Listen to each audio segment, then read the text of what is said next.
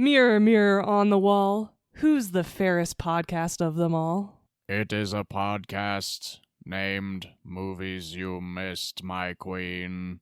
Oh, I knew it! Yeah! Hey everybody, welcome to Movies You Missed podcast. I'm V. And I'm John. And we have a redemption episode for you guys today. Yes, we absolutely do. Because we are going to celebrate the true story of Snow White. Hell yeah. With two great retellings of the classic Grimm fairy tale that aren't the new movie in theaters right now that nobody should see. Nobody with any respect for themselves, even though I saw it and I lost respect for myself. Same. Because that movie sucked! It sucked! Yes, so instead, this week we picked two great retellings of Snow White, and we will be going in chronological order today, so we'll be doing a deep dive into the tale itself. Really excited about that part of the podcast. Same. And so I just wanted to thank John for the wonderful suggestion and idea he had for doing this episode today. Oh, no problem at all. It just needed to be done. I needed to talk about two far better versions. See, something good came out of you going to the movies and seeing that film. Yeah, that's true. I suppose that's true. Well, we're really excited to get into these two movies, but before we do that, welcome back to the podcast. For any of you who are new, we are two industry veterans who have been friends for over 25 years who love to discuss movies without spoiling them. No spoilers here, even though you probably know how Snow White ends, and that's okay. Yes.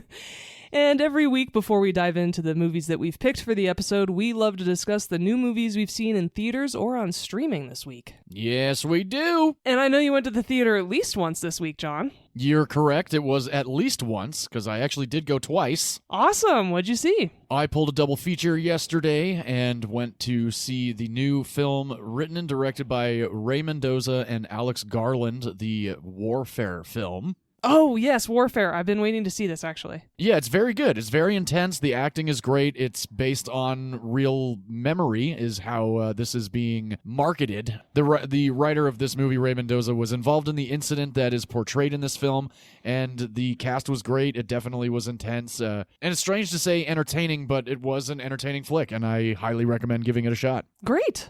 And then I went a few hours later to see a movie again with a buddy of mine. We went and saw the new Rami Malek film, The Amateur. And what'd you think? You're wrong. It was okay. You're wrong. No, I'm not.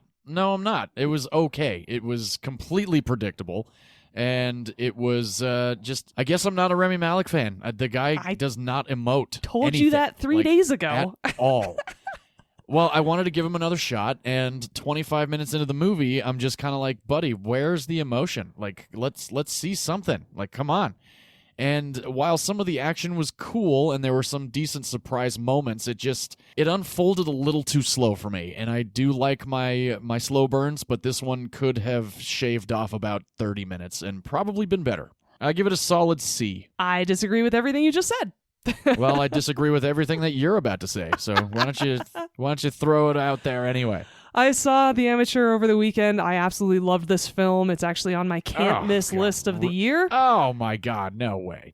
It's a revenge movie. It's a spy movie. It has all the elements that I absolutely love. There was a great cast beyond Rami Malek. So much of the supporting cast you recognized, and they're all fantastic actors. Yeah, some of them were good in this movie. I thought he did a great job portraying someone on the spectrum. And you said in terms of not emoting, well, that's because he's someone who doesn't emote the same way as you do. So that made total sense to me. Yeah. I love that he was a normal guy and he couldn't just be trained to be a badass to kill everybody, like in Silent Night or something.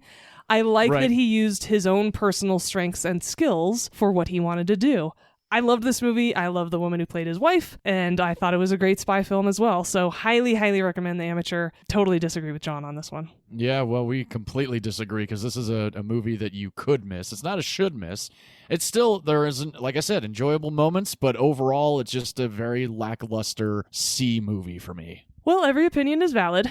Very true. Every opinion is valid. And it's okay that we disagree from time to time. Yeah. Keeps things interesting. Very true. Did you see anything else other than The Amateur? I did, actually. I watched a streaming movie this weekend. Okay. I watched the new Viola Davis action movie, G20. Oh, very cool. She plays the president, and there's a hostage situation. Is this a streaming action movie that's run-of-the-mill that has cheesy dialogue? Yes. Is Okay. Viola Davis still a stone cold badass, though? Also, yes. So Yes. it's very entertaining. It's exactly what I expected. It's not groundbreaking in any way, shape, or form, but I still had a lot of fun. And so if you go in with those types of expectations, it's a good popcorn flick. It's a good Saturday night flick for you or you and your significant other to just sit back, relax, and be entertained. She's awesome. It was also directed by a woman, so I love that I watched a movie like that. I think we should have more action films that are led by women. And you can't help but love her. I love Viola Davis. I love everything she does. And I'll watch whatever she does, and it's a very fun action film. I can't hate it. And the lead from The Boys, the show from Amazon Prime, Anthony Starr, is the head bad guy, which was a lot of fun. Sweet. Yeah. So G20 streaming right now on Amazon Prime. It's a could-miss movie. I had a lot of fun. I will check it out at some point, I imagine. Yeah, especially because you are a fan of Viola Davis. I totally would recommend it to you. Sweet. And those are the movies I saw this week. Sounds good. I am so happy that this year is opening up very strong for new movies. I'm getting quite excited to do our mid-year review. Oh, as am I. But that comes in June. Today we are going to discuss 2 Snow White movies, and I believe you go first. Ooh, fantastic. That is fantastic because I'll let you say it. Okay, sounds good. I'm going all the way back to the OG, going back to 1937, 88 years ago, with the Walt Disney production of Snow White and the Seven Dwarves. Classic film in every sense of the word. This film comes to us from the Brothers Grimm. We have discussed the Brothers Grimm a couple of times here at Movies You Miss Podcast, especially with my pick of The Brothers Grimm with Matt Damon and Heath Ledger, one of my favorite films of all time. And I have a great piece of trivia about that film for my movie. Awesome. Can't wait to get into that. One of the animators, actually, his first name was Grimm. It was Grimm Natwick. So if any of his family members are still alive, wanted to give him a shout out because how serendipitous is that a Grimm fairy tale is animated by a Grimm. Very cool, and that's a good name. I know. Really, really cool. This film, if you haven't seen it, I don't know where you've been for the last 88 years, especially the last 35 years when this film came out on VHS in 1994. This film was released on DVD in 2001, and it is now currently streaming on Disney Plus in beautiful 4K. I have 2 copies of it on VHS. I have the Diamond Collection and the Masterpiece Collection. Both of them have wonderful documentaries on the making of Snow White and the Seven Dwarves. As does Disney Plus. There are 2 really, really good documentaries on the making of Snow White and the Seven Dwarves. But before we get into all of the BTS of that movie, let me break this movie down for you. Snow White is about a woman whose skin is as white as snow. Her hair is as black as night. Her lips are as red as blood. She's a beauty. Yes, she is. Snow White, the fairest of them all. And that is why the evil queen is so upset with her, because the evil queen thinks she's the fairest of them all, but the mirror on the wall does not think so. And another cool thing about Snow White and the Seven Dwarves is there's a lot of rhyming in this movie that I really didn't pick up on until actually watching it this time around. I had a lot of good times with that, especially when it was Doc. He was rhyming a lot. Even the evil queen, when she was casting her spell on the apple, all that kind of stuff. So anyway, let's get back to just a little bit of a breakdown of the movie if you don't know about Snow White. So the mirror has told the evil queen that she is not the fairest of them all, that Snow White is. And the evil queen gets extremely jealous about this and decides to hire a huntsman to kill Snow White. So this huntsman agrees, takes Snow White into the forest, and is about to kill Snow White, but he just can't do it. He just does not have it in his heart to do so. So what does he do? He tells her to run away and hide. Similar to Scar in The Lion King. Run away and never return. So she runs into the forest, and the huntsman tells the evil queen that he did kill Snow White, and he gives her a pig's heart. And that was the other thing that the evil queen wanted, was Snow White's heart in a box to prove the fact that he was able to go through with this murder and kill the fairest of them all, who was Snow White. Yeah, you always need proof of that contract being completed. Exactly, yeah. And these days, it's like, a locket of hair or like a fingernail or something like that. But the heart, whew, that's pretty fucked up. Especially in a Disney movie from 1937, and that's in like the first 10 minutes of the film. I was like, Jesus Christ! I know, yeah. This movie is definitely dark, although incredibly beautifully animated. It's very bright, but it does get dark at times when Snow White is told by the huntsman to run away, never return, basically just stay in exile. This queen wants you dead. So she runs into the forest and has a bit of a hallucination trip to the forest where she thinks that a lot of the tree trunks are trying to kidnap her. Tree trunks in the water are alligators. They're trying to get at her, and there's just a whole bunch of eyes watching her. She ends up ultimately just kind of succumbing to this terror that she's experiencing, and then the woodland creatures come out. And I gotta tell you, every time I watch a Disney movie, there's a lot of moments where I'm just kind of like, oh, that's really cute. This time around, I just felt so warm and cozy when these woodland creatures came out. These deer and these squirrels and these rabbits and just all these animals are just completely drawn to Snow White because she's literally just the sweetest thing on the planet. She's a 14-year-old princess. I don't think I mentioned this before, but the evil queen is married to her father. So the evil queen is ultimately Snow White's stepmother. And so the trope begins. Exactly. The run through the forest was actually the only piece of that movie that I truly had branded into my memory from when I was a kid. I haven't seen this movie in nearly 30 years. Oh my gosh. I remembered bits and pieces of it, and I know the story, of course, too. But sure. That run through the forest, it unlocked a core memory for me when I saw it again this week. I distinctly remembered that animation. It was so scary to me as a kid, and it was because Snow White is so scared, she's letting her imagination run rampant. And so the branches are hands trying to grab her. And yes, like you said, the tree trunks in the water become alligators. And that was such great animation. I loved it so much. And it was just such a good depiction of being truly frightened for your life. And I loved the way they did that scene. I completely agree. I watched this movie back in January when my wife and I were in Orlando. I was a little intoxicated, so I was like, oh, yeah, this is a really cool movie. You know, Doc is funny, and Dopey's hilarious, and Grumpy's funny, and we'll get to this to the dwarves in a minute. This time around, I really got to sink my teeth into it, really pay attention to the fact that this really is, and I know it's been said before, but this is really one of the greatest animated films of all time. Like, this is the first Walt Disney feature film that was animated. The accolades are all true. Like, there's nothing wrong with this movie. It is, I want to say it's almost perfect. I will agree that it is an utter classic, and it demands respect because it is the first animated film by Walt Disney. Just that significance in and of itself, you have to appreciate the film just for that, right? Oh, yeah. In terms of best animated film of all time, I would put this in the top 30. Okay, yeah, I can see that. Personally, I have my opinions on the best animated film of all time.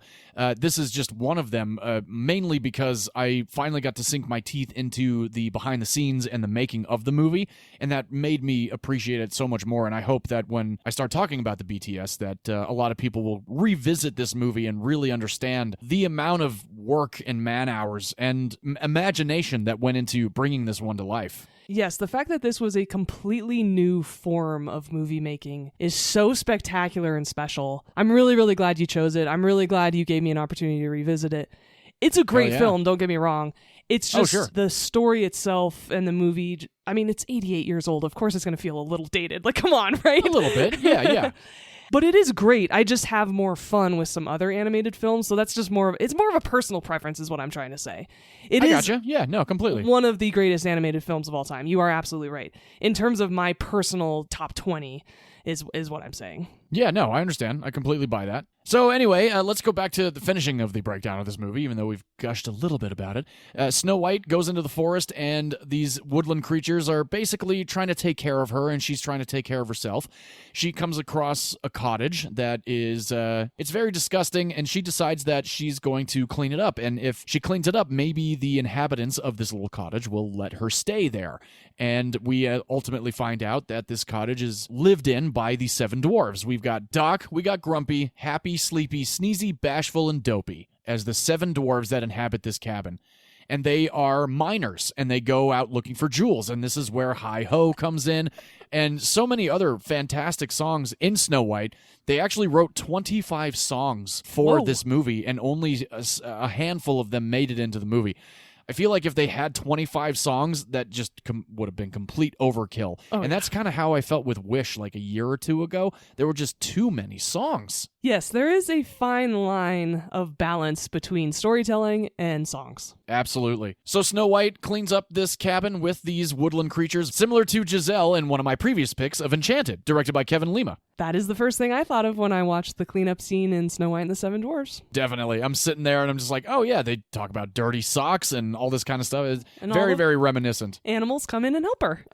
Yes, indeed. Rats and woodland creatures, all the good stuff. And for the rest of the movie, we are with Snow White and the Seven Dwarves while she tries to stay away from the evil queen and not be found out that she is still alive. And they do nothing but try to make her feel safe and comfortable in their little cottage while she cooks them dinner and dances and sings along with them. That little cottage is so picturesque. Dream forest cottage right there. Definitely. And I love all of the wood carvings. Like there's the owl's eyes on the door jamb and all of their beds and all the chairs that they have. And the one of my favorite sequences is actually when she tells them to go wash up for dinner. I have two playlists on my Spotify of all Disney soundtracks, and the one where Doc is telling all the other dwarves how to wash their faces and hands before dinner has always come up, and I'm like, I couldn't picture the scene for whatever reason, and watching it this time, I'm sitting there going like, brr, brr, brr, like while Doc is doing it and all of them. It's just a lot of fun, and I haven't showered that way, but maybe I will later on in life, and just now get the soap together and put it in your hands. Like I don't know. I really like it. It's super sweet. It's so innocent. Like there's nothing in this movie that you're just kind of like, oh, this isn't for kids at all. This is not only for kids, but stepmother wants to carve out the heart of her underage but every stepmother stepdaughter. wants to do that. Every stepmother wants to do that to their stepchild. I know a lot of stepmothers are actually very happy with their stepchildren, so congratulations to them. But yeah, this evil queen is definitely a bitch. She really is. And the evil queen is voiced by Lucille Laverne. She was a voice actress and actress for a very long time. And she did both the evil queen and when she turned into the old hag. And they almost recasted the old hag voice because they didn't think Lucille was able to actually pull it off. So what she did was took her dentures out, and that's how we got the voice of the old hag. Oh, that's awesome. I thought that was hysterical. So that is Snow White. That's the breakdown of Snow White. If you have not seen it, V, like you said, you have not visited this movie or revisited it in about 30 years, which was now back in the 90s since we're in 2025. So I'm curious, beyond what you thought of the sequence of her running through the woods, how you felt about the movie, even though you did mention it's not in your top 20 of favorite animated films. What did you think otherwise? I loved the book intro. I've always loved those intros in Disney movies. It's such a classic opening. It made me so happy. And of Jungle course, Book has it, and Sleeping Beauty has it. Yeah, Robin so many Hood. of them do back in the day. Yep, Robin Hood. Sword in the Stone. Yeah, those were always Movies so cool. we've And they covered. give you the whole story. Yeah, they really do. But in this film specifically, you can tell it's a real book. That was handwritten, hand-painted. It's incredible. Such artistic detail. I was very blown away by this book that they created solely for just the intro of this movie. The animation, you're right, it is beautiful. There is a lack of detail and definition on their faces, but it's 1937. It's completely forgivable. Mm-hmm. Yeah, every now and then Snow White's nose kind of disappears, but that's okay. But she's adorable, and the fact of the matter is, your wife is Snow White. Yes, she is. She looks like her. She does. Yeah, she's got the black sweet hair. like her. She's got the red lips, the beautiful white skin. Yes, she does. You literally married a Disney character, which is so on brand for you.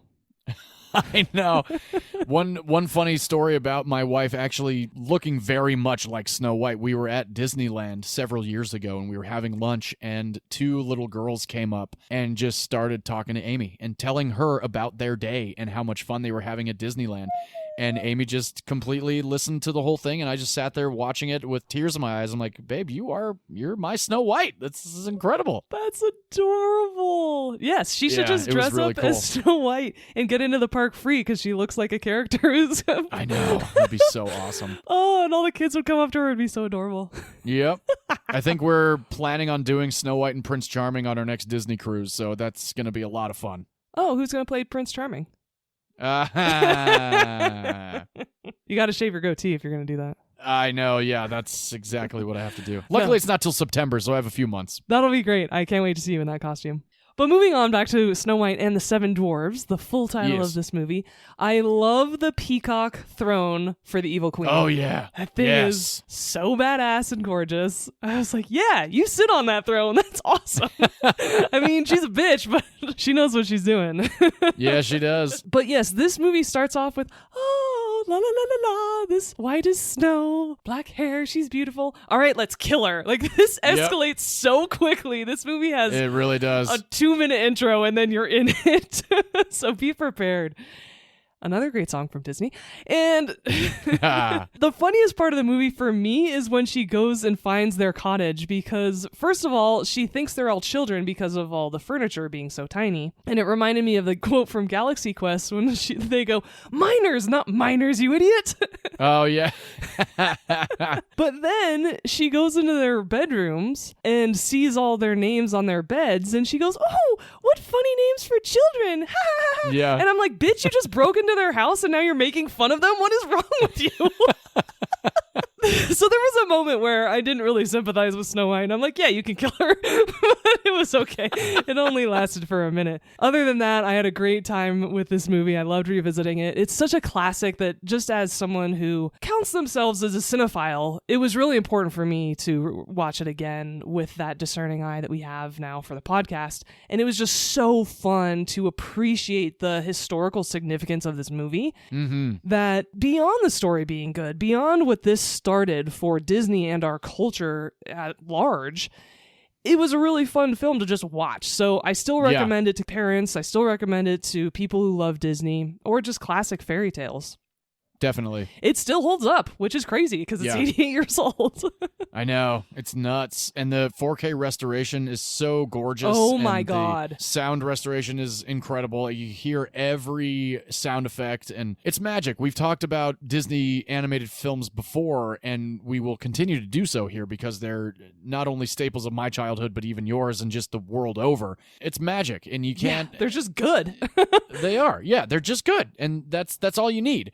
And that's all anybody really wants, is to feel good after a movie. Even though this tale is twisted and fucked up, there's still moments that are just like, like the animals just every time the squirrels would sneeze with dust was adorable, and the deer were trying to wipe the dust off of chairs with their tails, and watching the turtle try and go up the stairs was just incredibly wholesome and so cute. And just a big fan of not only the work that went into animating this movie, but we've said it before, this was the first feature-length animated film ever made, and Disney knocked it out of the park with all of the animators. And we'll get into how many people actually worked on this movie in just a few minutes, because there were a lot of people that worked at Hyperion Studios, and this was the movie that launched Walt Disney Animated Productions, because they were only doing the Silly Symphonies and the Mickey Mouse shorts, 5 to 6 minute films, Steamboat Willie and the Silly Symphonies and Donald Duck shorts and Goofy shorts. And then this comes out and it nuclear bombs everything and is like, this is going to be a new medium. And of course, after this, they just completely took over the world with nothing but beautiful animated films and songs and memorable characters. Yes, completely revolutionary. I'm so glad you picked it. And I also liked watching the source material for so many other films that I've seen that are based on Snow White. And we'll talk about the many iterations of this story. One thing that popped immediately into my mind, when she turns into the old hag and she has that single tooth, oh, yeah. I was immediately transported to Enchanted when Susan Sarandon is the old hag and she's got that tooth with her tongue. I was like, that's where it came from. Yeah. Okay, this makes total sense. It's so gross. Absolutely. But 100%. Yeah. Yes, the restoration on this movie is absolutely incredible. You will not think this movie is 88 years old at all. Nope. So now that we both are big fans of the original Snow White from 1937, let's get into some of the behind the scenes and the making of this magnificent film. All right, I'm really excited to learn more about this. I was also, like I said, the documentaries on the making of this movie were magnificent, just completely captivating to watch these people and listen to old audio recordings of Walt Disney and some of the animators. Wolfgang Reitherman is an animator on this film. Yes! Frank and Ollie were also animators on this film. The three, actually, of the original 9 men.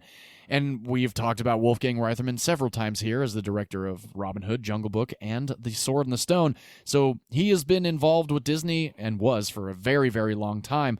The supervising director on Snow White, his name was Dave Hand. He came out from New York and worked with Walt Disney for about a decade.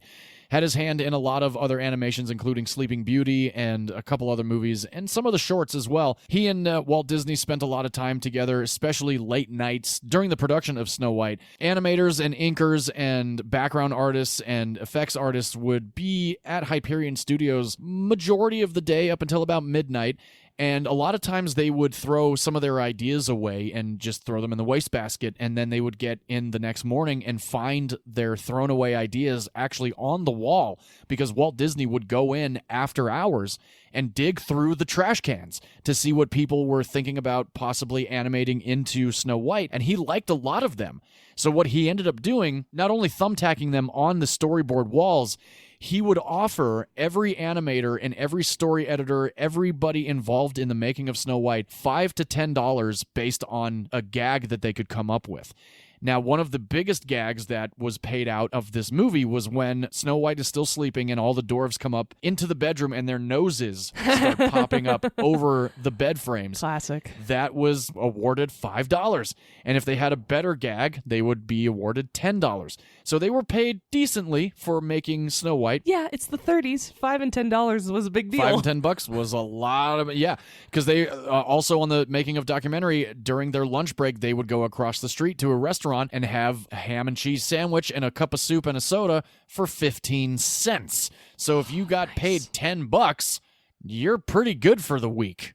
Month. Probably the month, yeah. $10 from 1937 is worth $222 today.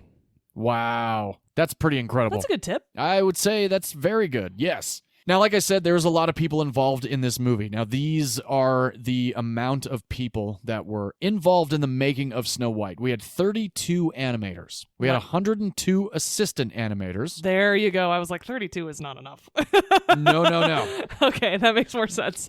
Yeah. 167 in-betweeners, 20 layout artists, 25 artists doing the watercolor backgrounds, and 65 effects animators. And then you had 158 female inkers and painters. And during the documentary, you see a lot of the cells being painted, hand painted and laid over. So a lot of the work with the Seven Dwarves was all layered in. It wasn't on one piece of paper.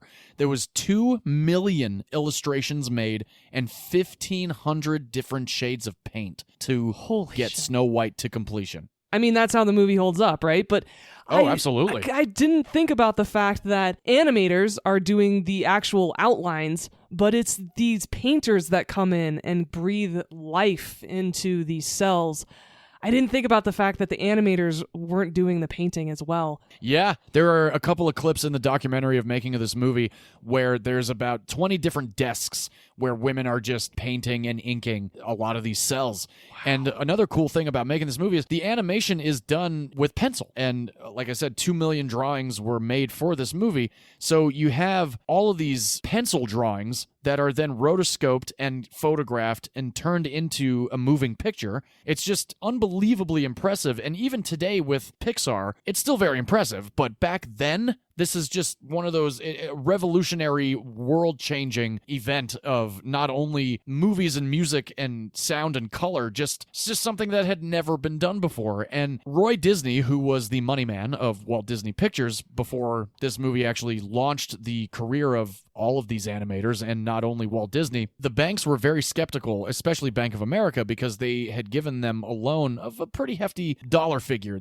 Back then, at the time, the original budget for this movie was $250,000. Whoa, holy shit, that's a lot. It is a lot, especially for 1937. Yeah, I was thinking $25,000. Oh, yeah. No, far more than that. So at one point, they were out of money. They did not have any more money to pay any of the animators, any of the producers, any of the directors, any of the voice actors, anything like that. So Walt invited the executives of the bank to watch some of the early sketches of Snow White. Showed him a couple of scenes that were all pencil. None of it was colored. None of it was even remotely finished. It was just a couple of sketches that were moving pictures. The executives walked out in silence. Walt Disney was very, very skeptical of the fact that these guys probably thought it was just going to be some stupid idea. The manager of the bank said to Walt Disney, "You are going to make so much money off of this movie. We will give you any amount of money that you need to finish this movie." Awesome. So what happened to the $250,000 budget? It ballooned to $450,000. It ballooned to $500,000. It ballooned to $1.4 million to finish this movie. And in 1938, it became the highest-grossing film of all time and solidified Walt Disney as a true pioneer of animated feature films. That is incredible, and I love that they were willing to take a chance on him. I will tell you, while you were saying that, I had to look it up. So $250,000 in 1937 was $5.5 million. Oh, wow. $1.4 million, which you said ended up being the budget, right? Yep. Is $31 million today, which sounds just like a mid-range budget movie today, but back then, that was unheard of, as you said, right? Oh, yeah. That's incredible that it still became the highest grossing movie, even though it had a humongous budget. Yep. The premiere for this movie was at the Carthay Circle Theater in Hollywood. And if you have ever been to Disney's California Adventure, right when you walk in, you can go to the Carthay Circle Bar and Lounge. They make some incredible cocktails. They've got a great menu of food. And inside Carthay Circle, beyond the magnificent bar and food that you get to experience, you can see nothing but photos of Walt Disney at the premiere of Snow White and the Seven Dwarves. You can see photos of him and Julie Andrews when Mary Poppins came out. And that was another thing. This movie really launched not only an animated world for the animators and the inkers and the background artists and everything like that.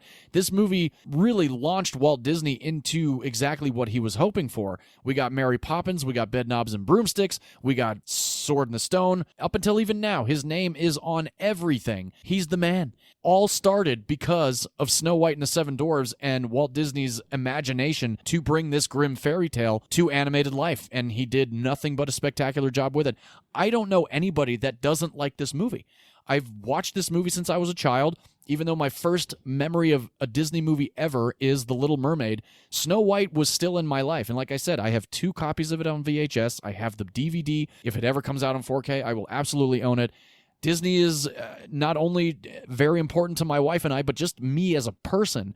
If my wife wasn't even in my life, I would still be a Disney nut. And I can only thank Walt Disney for that. I'm right there with you, and I think watching his original movies is a great way to honor him. And I wonder if these original animated movies that we love to discuss on this show, as you said, The Sword in the Stone, The Jungle Book, Robin Hood, now Snow White and the Seven Dwarves, compared to newer films, I wonder if it's our deep-seated love of practicality that is tied to that preference. Because these are hand-drawn movies versus now, today, they're all computer-generated movies. They don't draw them anymore, right? And they're still wonderful. Yeah, Princess and the Frog was one of the last I think it was the last hand-drawn animated. And we still love the movies that come out today. I mean, Elemental, for both you and I, is one of our all-time favorite animated movies, bar none. Absolutely. Yep. But going back, I think the appreciation that people worked that hard to create this film is something that is very, very special to both you and I. I completely agree with that. Absolutely. I mean, I have King Louie tattooed on my arm. You know? Like that's how important Disney animation is to me. Yes.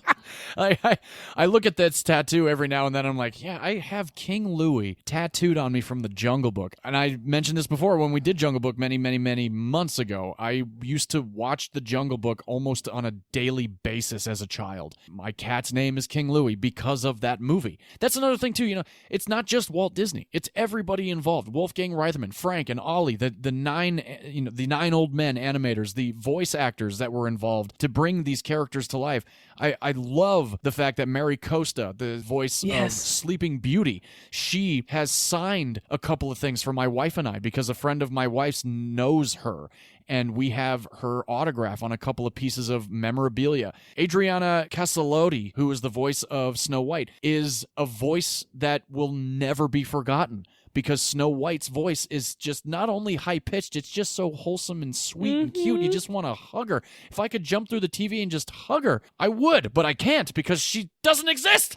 But the voice actress does. And she actually went on to do quite a few things. She was mostly involved in a lot of the Silly Symphonies and Disney shorts, but being Snow White, the first actress to bring this character to life, I can only imagine what an honor that was for her, including her family, nowadays. Like, people are like, oh yeah, my mom or my grandmother was Snow White. Like, how fucking cool would that be? Well, and also being able to show your kids that movie and say, this is the voice of your great-grandmother. That's so incredible. Yeah. One thing that's crazy about the making of this movie was not only the amount of people involved, but the amount of skepticism and hatred that was thrown Walt Disney's way. They were calling this a folly in like the Hollywood Reporter, which probably did not exist back then, but the Herald Examiner, which was an old newspaper in downtown Los Angeles. I actually used to shoot a whole bunch of movies in the Herald Examiner building. Mm-hmm. I got to tell you, that building I think it's actually been torn down now, but there was so much history in that building. There were certain rooms that I would go into and find old newspapers just melted onto the wall, find old prints, just absolutely incredible.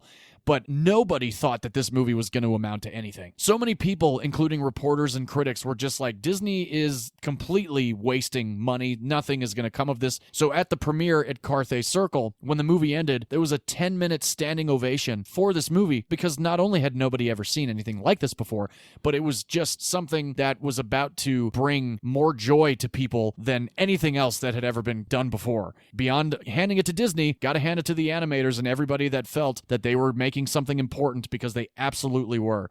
And here we are 88 years later talking about Snow White and just gushing about it. Yes, acknowledging that they were all taking risks because this was brand new and nobody had ever seen anything like that before. You got to hand it to them, right? Because they could have killed every one of their careers doing this. Oh, yeah. Absolutely. Now, I mentioned before this movie came out in 1994 on VHS. This movie was absolutely revolutionary in 1994. It sold 27 million copies. E.T. was also out on VHS and became one of the best-selling videos ever as well. Yeah.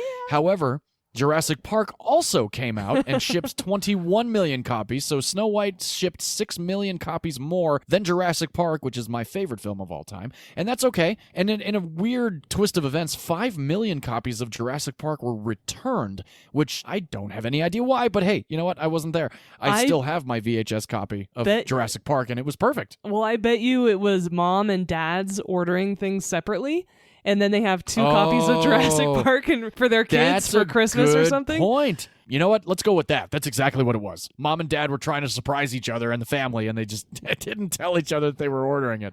Or presents for kids, and the parents then say, oh, well, we already bought that for little Johnny. And it's like, okay, well, I'll return it.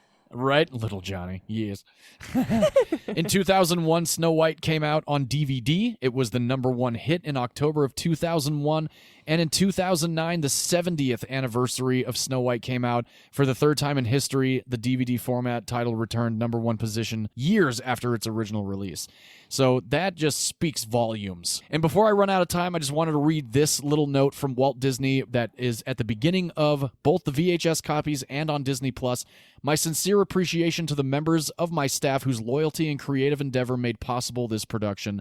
He really was an incredibly appreciative man. There's a lot of stuff going around about him over the last 50 years that he was really a hard ass. But watching the documentary of making of this movie was he just wanted you to get your work done, but you could still have fun. And it shows, and I'm beyond grateful to not only redeem Snow White with the original. Now, one last thing before we jump into V, your pick. The Los Angeles premiere for Snow White and the Seven Dwarves was December 21st of 1937.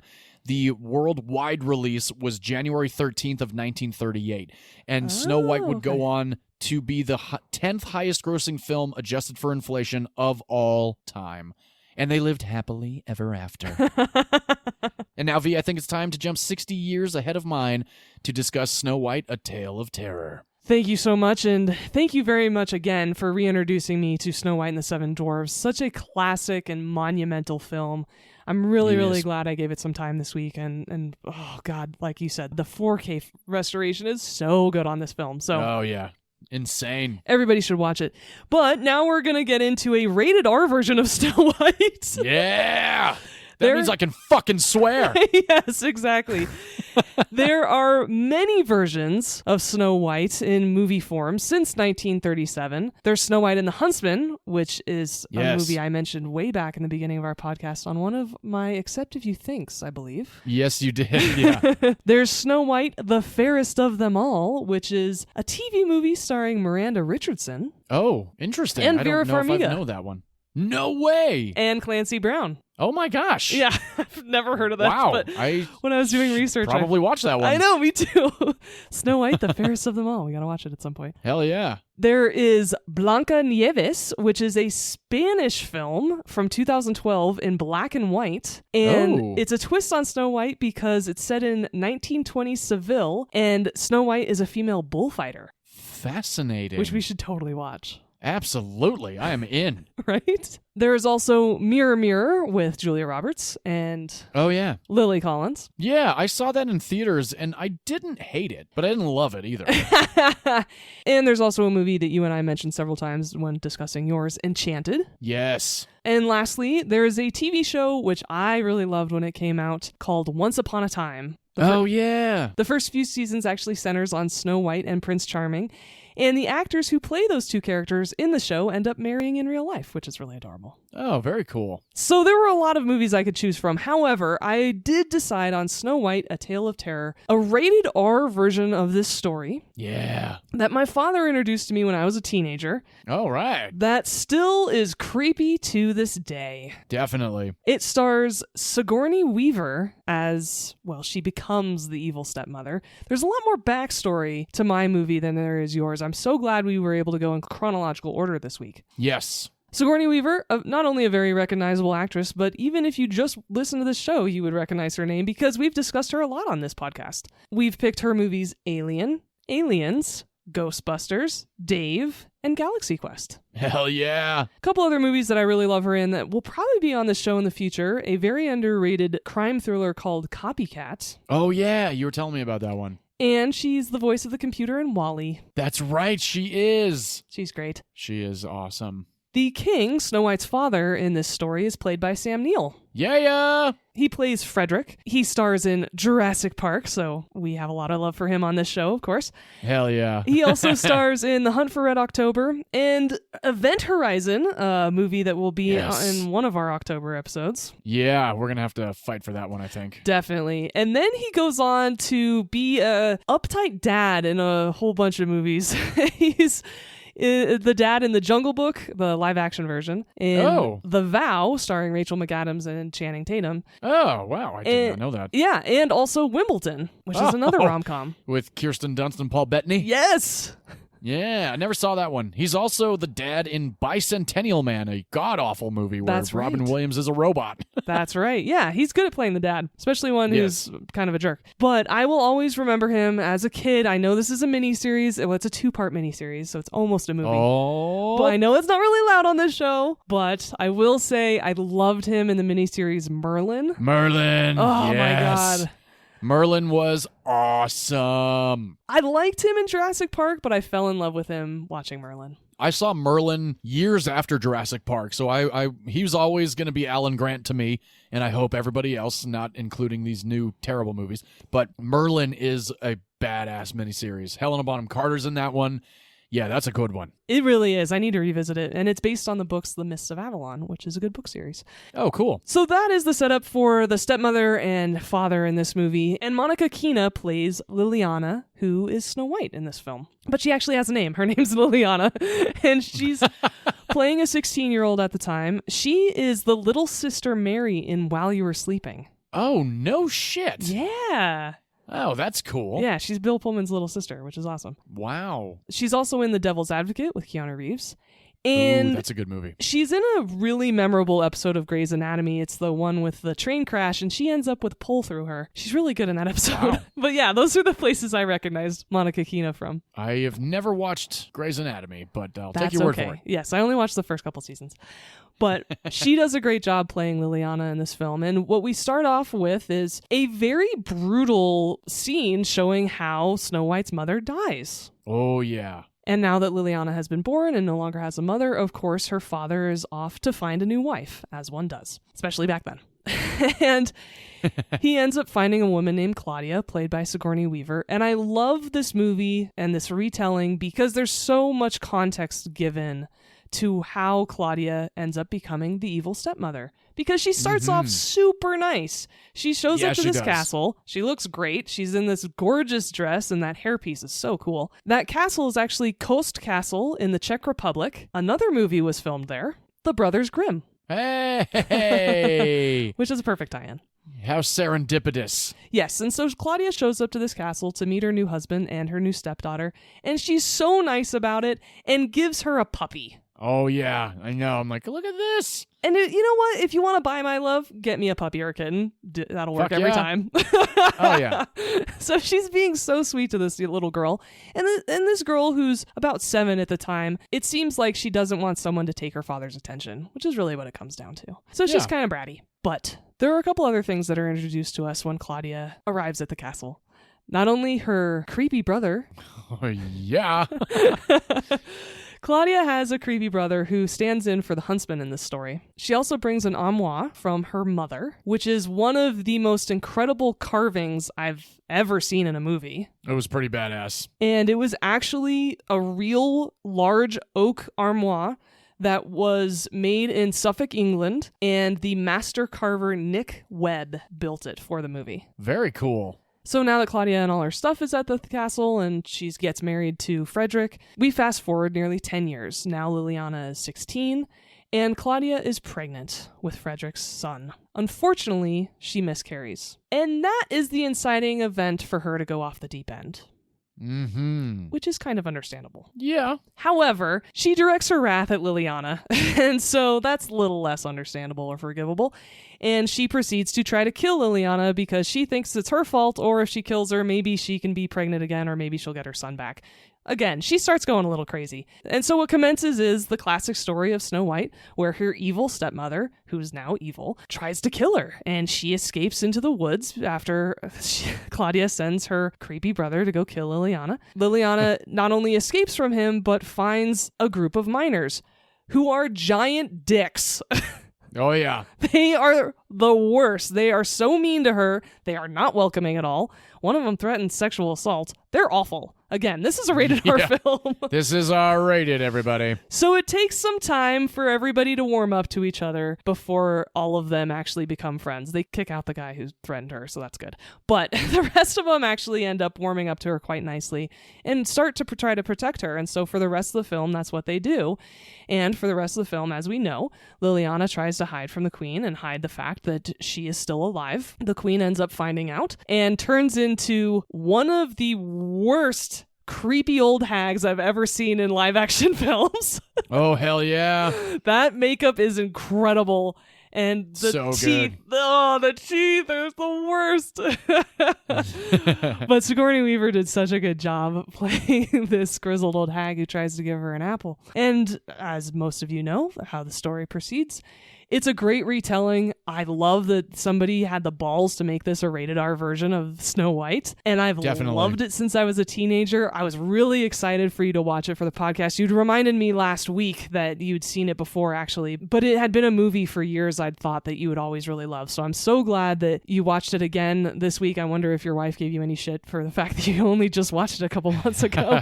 But she was at work, so I didn't watch it. Good. While she was in the house. But I'd love to hear your experience revisiting this film for the second time in as many months. For sure. I had a very good time with it. I am a big fan of Sam Neill, as I've said before, and Sigourney Weaver. Absolutely adore Sigourney Weaver in just about everything she's in. I don't know. There's something about her. It's just completely captivating and at the same time terrifying. Yes, she has a very distinctive air about her. Yeah, she does. And there's one shot that I wrote down that really kind of freaked me out, but it wasn't even like a makeup shot. It's after she's walking into the castle with Sam Neill's character, and she looks in the mirror, and it's like all distorted. It just, for whatever reason, that was one of those weird foreshadowing moments where I was like, ooh, I don't know. Something's going to go down. And of course, we all know the story of Snow White. But the fact that, like you said, they really just went balls to the walls with this one and made it R-rated, and Sigourney Weaver just becomes this completely evil, horrendous human being. And those the miners are just terrible at the beginning. It's like, what is going on? This is not what I'm used to. But I like that because it goes back to the originality of the Grimm fairy tale and the fact that they really were just fucked in the head and they were really going crazy with some of these stories, kind of like how they did in The Brothers Grimm with the gingerbread man. I think that might still be one of the most disturbing sequences in a movie I've seen where that kid becomes the gingerbread man. But overall, I really had a good time with this movie. My wife went down this rabbit hole about 6 months ago where she was buying up all these fantasy and fairy tale movies, and Snow White, A Tale of Terror was on that list along with The Black Cauldron and Legend with Tom Cruise and Thumbelina and all of these darker fairy tale animated live action movies, and I had never seen this one before, so we watched it and I completely fell in love with it. I'm so glad that I was able to revisit it so early on after seeing it for the first time, and I'm really excited to get into some of the BTS for this movie. Overall, I think it's actually it's a good yin and yang for this episode, where I have the wholesome, sweet, lovey-dovey, adorable version, and you have the absolutely fucked version. Yes. So it's kind of fun that you took the fucked version. I was going to say it's a little different for us. A little bit, yeah. So I'm very excited about it, and it's absolutely a recommendable movie to me, and completely revisitable too. So yeah, big fan of Snow White: A Tale of Terror. I'm so glad to hear that, and yes, you're right. There are so many little bits of this movie that are different enough to make it as creepy as it is, and I love that the person in the mirror is very different than the original Snow White and the Seven Dwarves. I love the way they took that character, and there is a prince in this movie, but he's not as cool as the original because that's he's got for sure such stupid hair. He's a bit of a goober. I didn't really like him in this movie, actually. But I like his character and the journey he takes through this movie. And I do really like, similar to your film, where the queen details exactly what her curse is going to be. You can see and you can hear, but from inside the tomb of your mind, no breath will escape your lips, no tears your eyes. To the world you are dead. Soon, even your precious father will forget you were ever alive.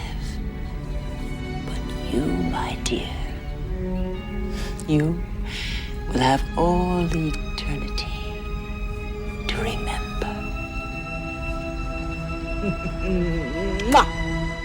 And you're right, the original Grimm's fairy tales, which were first written in 1812, entitled Kinder- und Hausmärchen, which means children's and household tales, because they were German. And over the next 45 years, the brothers actually published a total of 7 different editions of those fairy tales as they continued to gather folklore, continued to interview citizens in Germany as they traveled through the country. And by the turn of the century, so by 1900, the Brothers Grimm was the second best-selling book in Germany, behind only the Bible. Wow. Yes. And the original Snow White tale, as so many of you know, was definitely a lot darker than what Disney used for his animated films. Just a little bit. And so you could actually say that my version, the rated R version, is a little more loyal to the source material because it's so fucked up. Yes. So Schneewittchen, which is Little Snow White in German. Sorry if I butchered that one. In the 1812 version, it's her mom. Oh. Her mom was so jealous of her looks, she tried to kill her, which is so messed up. Yeah, that's fucking twisted. But everything happens in the story as we now know, and the dwarves end up putting her in a glass coffin, but in the original story, they have no names or individual personalities. Many years later, a prince comes to the house. He hadn't met her before, but he sees the girl in this glass coffin, and he falls in love with her. So he asks to buy her from the dwarves.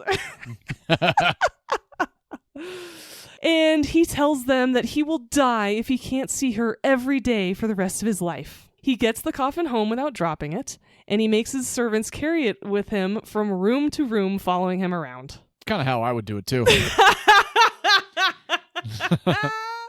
Well, unfortunately, one of the servants gets really tired of lugging this body around in this glass coffin and opens it and smacks the comatose girl, at which point a chunk of apple flies from her throat and she wakes up.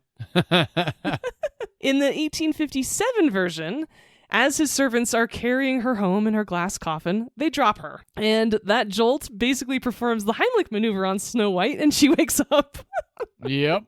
They get married, and the evil stepmother is invited to the wedding. She's become a stepmother at that point, thank God, in that version.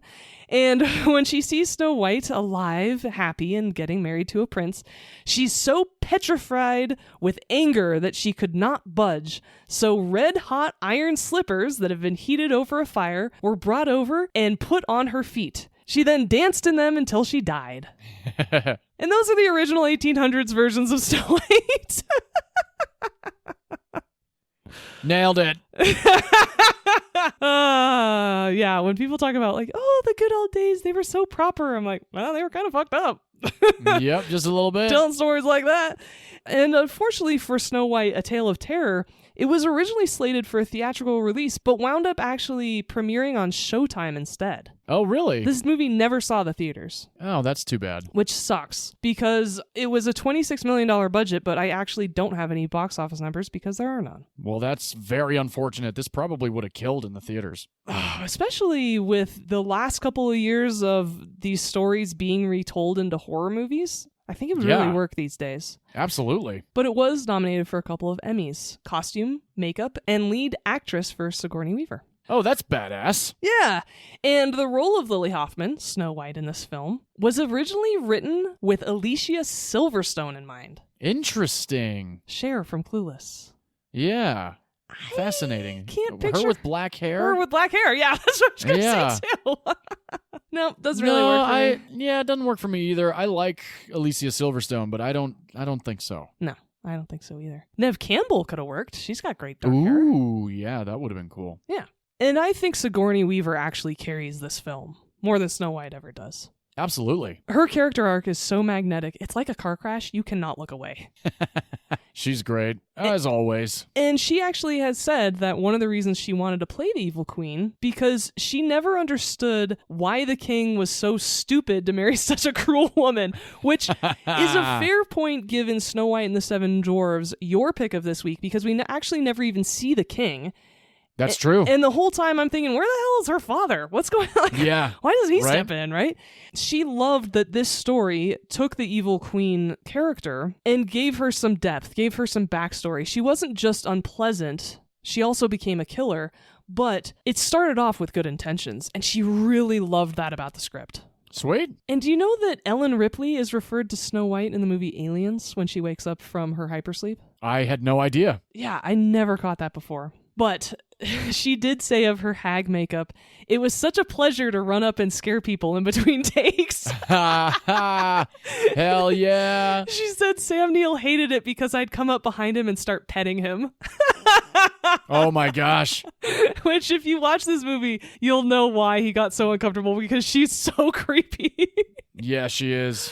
And so she would start petting him and say, "Oh, dearie, you make me want to be 50 again." She's a character. She's so great. So that is Snow White, A Tale of Terror, released in 1997, 60 years, almost to the day, actually, because it was released January 1st of 1997. Unfortunately, you can't stream it right now, but it is available to rent on most streaming services, and I highly recommend you give it a try. It is a very underrated version of this classic story. It absolutely is. And I'm so glad you liked it. Oh yeah, big fan. And John, this the part of the episode will be very, very different for the two of us. Would you watch Snow White and the Seven Dwarves with your grandma?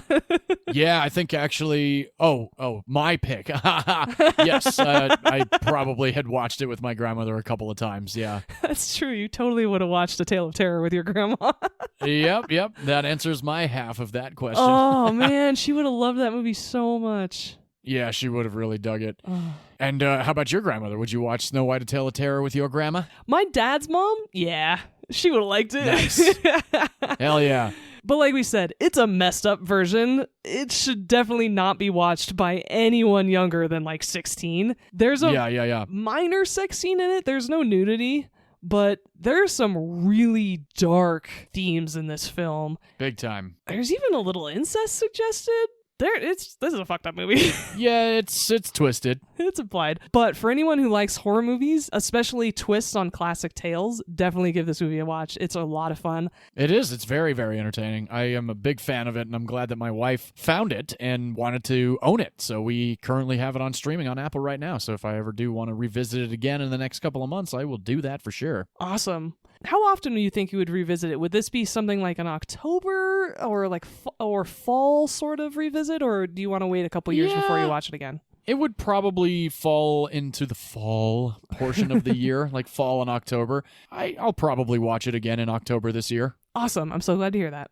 So, John, do you want to tell our lovely audience what we're doing next week? Yeah, we are going to be going to the service industry of films next week. I am choosing a film that I saw in theaters with some friends of mine that cracked me the fuck up. And now that I'm a bartender in a restaurant, it is even more true to my life, and these characters really do exist. I chose this film because of that reason and because it's hysterical and it's very underrated. I don't know a whole lot of people that have actually seen this movie. I think, V, you have seen it. My wife is not a fan of it.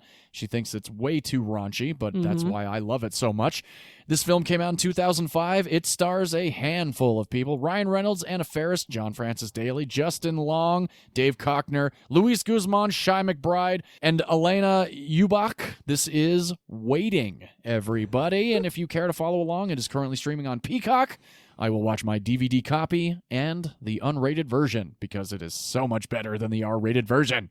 Oh, I don't know if I've ever seen the unrated version. Oh, it's fantastic. My sister Suzanne, like she has done many times in the past, introduced me to this raunchy comedy. Great. Good job, Suzanne. Yes, she did a great job at introducing me to raunchy comedies in my 20s. She's the one who introduced me to Grandma's Boy, too. All right. So, V, I'm curious, what are you going to do to compliment Waiting next week? I'm doing a much... Funny, we're switching hats next week. Because I'm doing a much more wholesome telling of the service industry. Because I chose the 2007 Kerry Russell, Nathan Fillion, and Jeremy Sisto starring Waitress. I've never seen this movie. Oh, I love this movie so much. They actually turned it into a musical, too. I saw that they did that, yeah. Yeah, I've seen this movie a bunch of times. I love revisiting it every couple years. It's such a sweet film, good story, and you can currently watch it if you have a Hulu subscription. All right, that's where I'll watch it. Well, thanks for everybody for joining us on our Snow White Redemption episode. Please rate, review, and subscribe to our podcast. Tell everybody about it. We really love getting new listeners, and we really love hearing from all of you who are currently listening. So please reach out to us on any social media or at moviesyoumissPod@gmail.com. Send us a message, any movies that you want us to review, any questions you have, any opinions you have on movies we've picked. Yes, absolutely. Please do follow us along. And for those of you that do continue to listen, you do know that our next reviewer request prize is a watch party with V and myself. So get those reviews in on Apple. Let's do this. Let's see what movie we're going to watch together. It'll be a lot of fun. I'm so excited for our watch party. So am I. Well, thanks everyone so much for joining us this week. Can't wait to have you back next Wednesday. And until then, you know we love to close out this podcast with film is a form of art, and in art, every opinion is valid, except if you think the new Snow White was even remotely acceptable. I don't even need to watch it to agree with you. Yep, nobody should. I wasted my time, and I hope none of you do. That was my bullet that I took for the year. I'm not doing anything like that again. Thankfully, we're watching 2 better films next week, and we hope you join us then. Hell yes. All right, we'll see you next week. Cheers, everybody. Bye-bye.